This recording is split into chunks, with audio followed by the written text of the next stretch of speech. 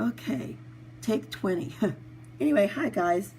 Sorry I'm not here with you again today. I am so sorry, but I just cannot seem to get better. What I need you to do first is to go back to lab, get out your beaker, take the beaker with the filter paper and the carbonate, because it's calcium carbonate that's in that filter paper, and I need you to weigh it. And then once you're finished weighing it, throw the filter paper in the trash can, wash out your beaker, and come back in and start the video up again, okay? And then we'll go over the lab. So go weigh your stuff. Okay, now that you have your materials massed, you need two different masses. Your metal carbonate, which should have been 2.00 grams because you put that much into the beaker when you weighed it out, and you need to know the mass of your calcium carbonate. And that's what you just got. If you subtracted the beaker and subtracted your filter paper, that'll give you the mass of the calcium carbonate. I'm going to say my mass was 1.88 grams, just for fun. Okay, and the first thing it says, calculate the moles of the calcium carbonate. So we're going to take my mass by calcium carbonate. We're going to divide it by 1 mole of calcium carbonate over 100.09 grams of calcium carbonate. Get the moles.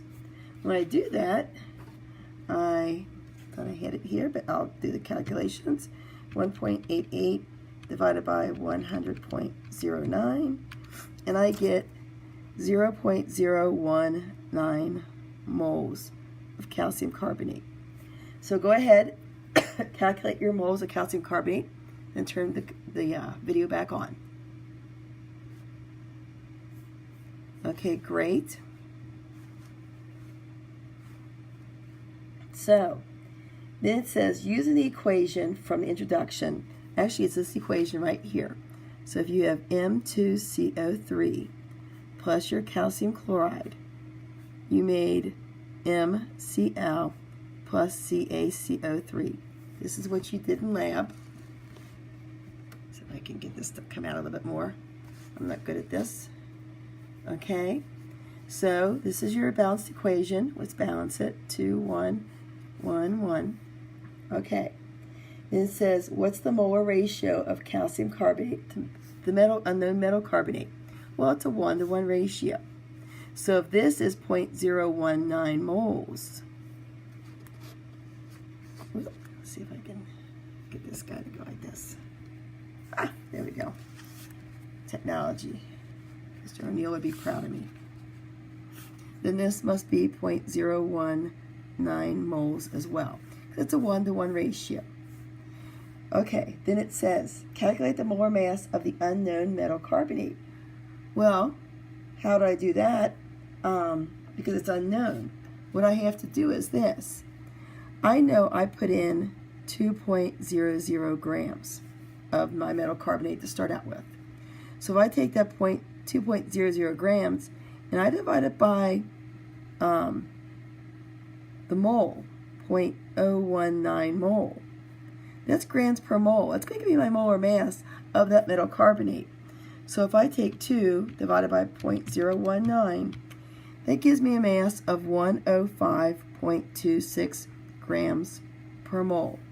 That's the molar mass of this unknown carbonate.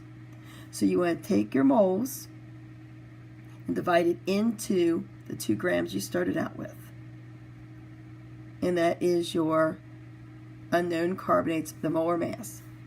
Molar mass of M2CO3. Okay?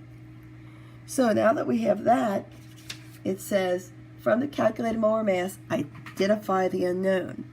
Well, okay, so M2CO3 weighs this much. I'm just trying to figure out the M. I just want to figure out this thing right here. I know a carbonate's a carbonate. So let's find the mass of a carbonate. A carbonate has a mass of 60.01 grams. If I subtract, let's see if I can move this a little further. Okay. So if I subtract 60.01 from the molar mass, so 105 minus 60.01. I get 45.25 grams. That is how much the unknown group 1 metal mass is. Okay? So M2CO3, I know this much is 60 grams and this much is 45. But there's a 2 here. So it means I got to divide this by 2. So I divide it by 2 and I get, divide it by 2, and I get 23 grams per mole.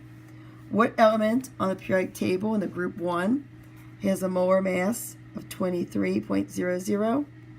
It is sodium. Your unknown was sodium carbonate.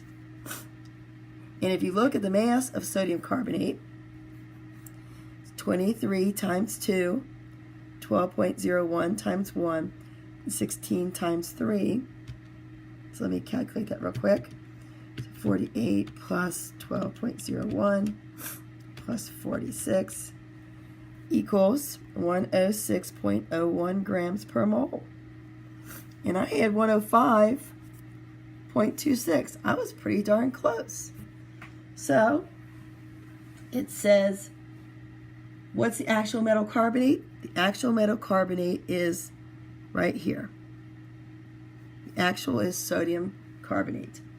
What's the molar mass of the actual metal carbonate? It's right here. I added it all up, 106. Calculate my percent error using the molar mass of both. So I'll take my 105 point, where is it? It's up here. 105.26 was my experimental, and the actual is 106.01. So percent error equals actual minus experimental divided by actual times 100. Oop, there I am. So actual is 106.01 minus 105.26 divided by 106.01 times 100. So 106.01 minus 105. Divided by 106.01. So I had a, wow, yay me. I had a 0.69% error.